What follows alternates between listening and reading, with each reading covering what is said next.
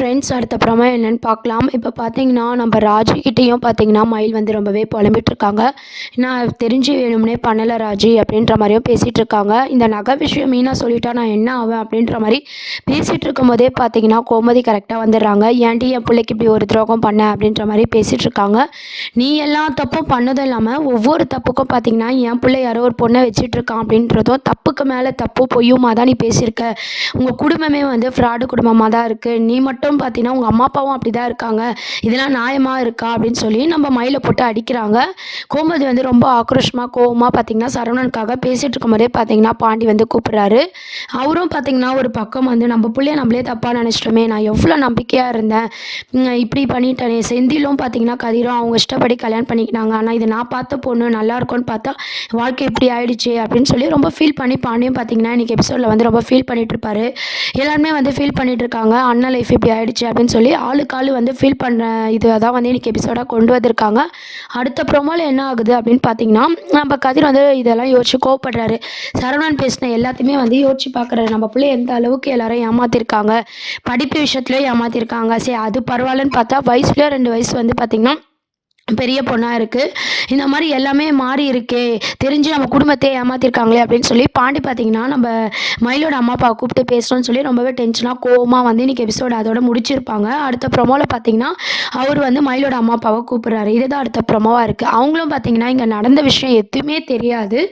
அவங்க என்ன பண்ணுறாங்கன்னா, அந்த பொய்யை வந்து மெயின்டைன் பண்ணிகிட்ருக்காங்க. என் பொண்ணு வந்து படித்தா, அதாவது பாண்டி கேட்குறாரு, "என்னங்க என்ன உங்கள் பொண்ணு என்ன படிச்சிருக்கா?" அப்படின்னு. வந்து தெரியாத மாதிரி கேட்குறீங்களே, என் பொண்ணு தான் டிகிரி முடிச்சிருக்கா அப்படின்னு சொல்லி நம்ம மயிலோட அப்பா பார்த்தீங்கன்னா, ரொம்ப பெருசாக அந்த பொய்யை வந்து மெயின்டைன் பண்ணிகிட்டே இருக்காங்க. எல்லாத்தையும் மெயின்டைன் பண்ணுறதை பார்த்து சரவணன் வந்து ரொம்பவே கடுப்பாயிடுறாரு. உடனே அவங்க மாமனாரையே வந்து அடிக்க போகிறாரு. "எத்தனை பொய் தான் ஏன் சொல்வேன், எங்கள் குடும்பத்தை இன்னும் என்ன பண்ணலான்னு காத்துட்ருக்கீங்க, நீங்களாவது உண்மையான அம்மா அப்பாவா சொல்லு" அப்படின்ற மாதிரி ரொம்ப எமோஷ்னலாக பார்த்தீங்கன்னா சரவணன் வந்து பேசிகிட்டு இருக்காரு.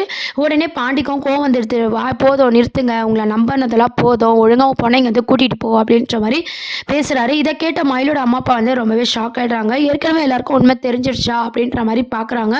நகை விஷயத்தையும் தெரிஞ்சிருக்குமோ அப்படின்ற மாதிரி நம்ம மயிலை பார்க்குறாங்க. மயிலும் பார்த்தீங்கன்னா ஒன்றுமே தெரியாமல் முழிச்சிட்டு இருக்காங்க.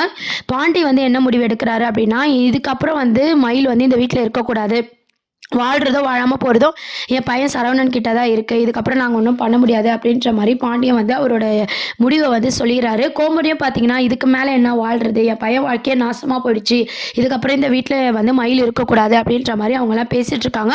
இதெல்லாம் கேட்ட சரவணன் பார்த்தீங்கன்னா, "நான் இவ கூட வாழ மாட்டேன், இங்கே இருந்தாலே நான் கொலை பண்ணிவிடுவேன், இங்கே வந்து கூட்டு போயிடுங்கன்னு" பேசிகிட்டு இருக்காங்க.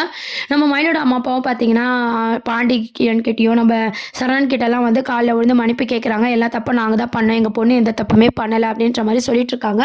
தப்பு பண்ணலைன்னா சொல்லி இருக்கணும், தப்பை மறக்க எத்தனை போய் என் பையன் மேலேயே பழி போட்டா, இவெல்லாம் நல்லவளா அப்படின்னு சொல்லி கோமதியும் பார்த்தீங்கன்னா ரொம்ப எமோஷ்னலாக பேசுகிறாங்க. இதுதான் அடுத்த ப்ரொமோவாக இருக்குது. அது மட்டும் இல்லாமல் நம்ம மயிலோட அம்மா அப்பா வந்து எடுத்து சொல்லவும் கூட பாண்டி சரவணன் அவங்களோட பங்குக்கு வந்து பார்த்திங்கன்னா ரொம்ப கோவமாக பேசிகிட்டு இருக்காங்க. நியாயமாக பார்த்திங்கன்னா இந்த உண்மை தெரிஞ்சதும் நம்ம மயில் வந்து சொல்லியிருக்கலாம் சரவணன் கிட்ட, அவர் மேலே தப்பு இருக்கிற மாதிரி அவங்க அம்மா அப்பா கிட்ட சொல்லவோ, இதுக்கப்புறம் எந்த பொய்யும் நாங்கள் நம்புறதுக்கு இல்லை அப்படின்ற மாதிரி பாண்டியும் கோமதியும் வந்து ஸ்ட்ரிக்டாக சொல்லிடுறாங்க. நகை விஷயம் தெரிஞ்சால் என்ன ஆகுமோ அப்படின்ற மாதிரி ராஜு ஒரு சைடு வந்து யோசிச்சுக்கிட்டே இருக்காங்க. நகை விஷயம் தெரிஞ்சால் என்ன ஆகுறதுன்னு சொல்லி மீனா கிட்ட அவங்க வந்து இங்கே நடந்த விஷயத்தை எல்லாத்தையும் ஷேர் பண்ணுறாங்க. மீனாக்கும் இது ரொம்பவே ஷாக்கிங்காக இருக்குது.